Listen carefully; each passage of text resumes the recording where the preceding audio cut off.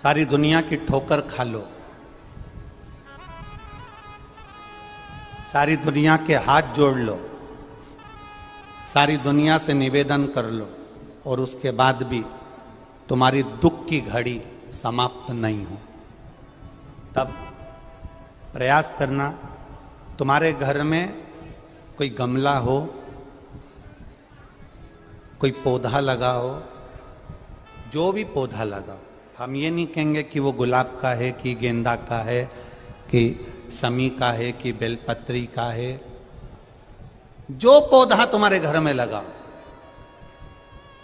जो पौधा, एक प्रयास करना। अभी सावन चालू हुआ है, अगर तुम्हें लगता है कि मेरी दुख का समय समाप्त नहीं हो रहा, मेरी दुख की घड़ी समाप्त नहीं हो रही, तो घर में रहने वाले जितने लोग आस्था चैनल पर कथा सुन रहे हैं, जितने फेसबुक यूट्यूब पर कथा सुन रहे हैं और जितने पुष्कर राज की इस पावन धरा पर बैठकर कथा सुन रहे हैं, उनसे निवेदन करेंगे, श्रावण 2 सावन अब की बार हैं, एक अधिक मास का भी पड़ेगा और एक श्रावण ये पड़ेगा। ये जब 2 श्रावण पड़ते हैं तो इसमें हरि और हर का मिलन होता है, हरि और हर का मिलन, क्योंकि अधिक मास जो है वो भगवान पुरुषोत्तम का है, भगवान विष्णु का,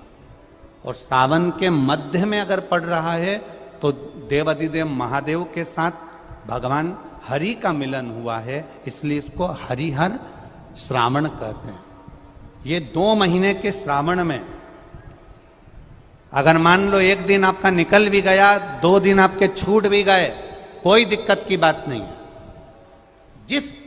जो पेड़ तुम्हारे यहां लगा हो, जो पौधा तुम्हारे यहां लगा हो, जो वृक्ष तुम्हारे यहां लगा हो, जो क्यारा तुम्हारे यहां हो, कुंडी तुम्हारे यहां हो, उसी की मिट्टी को, उसी के पेड़ के नीचे, उसी पौधे के नीचे, उस मिट्टी को थोड़ा सा हाथ से उसको उठाकर एक लिंग की आकृति बना लें। उसमें जलाधारी बनाने की जरूरत नहीं, केवल लिंग की आकृति बनाकर उसी की पूजन वहीं कर कर पानी चढ़ाकर 15 से 20 मिनट बाद अपना काम करने के बाद उसी को उसी मिट्टी में विसर्जन कर दें, अपनी कामना कर कर। देवाधिदेव महादेव 2 महीने के बाद क्या देगा ये वही जान सकता है। वो क्या प्रदान करेगा ये उसके ऊपर।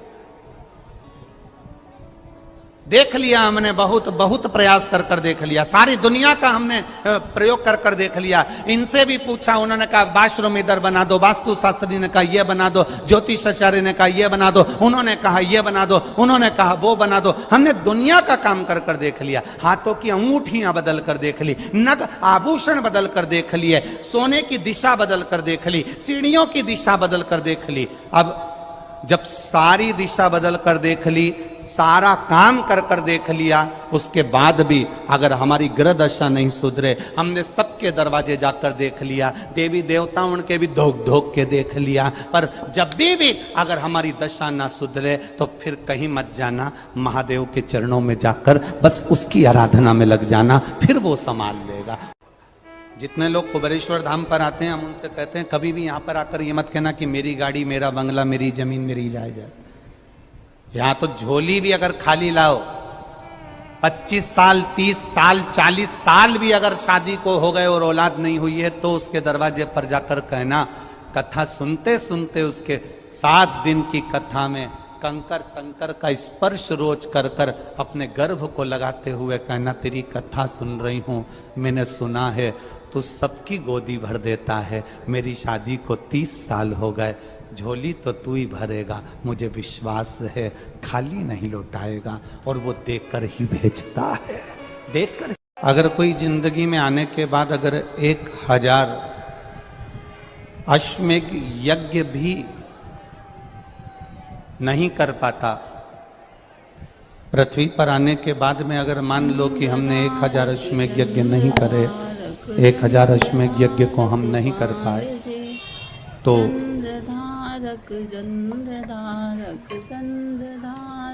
पद्म पुराण कहती है कि प्रयास करना। हल्की हल्की बारिश के साथ हरे भरे मौसम से एक पैगाम आ रहा है। एक बार पुष्कर राज की भूमि पर आकर महादेव का पावन महीना ब्रह्मा जी का दर्शन कर ब्रह्म सरोवर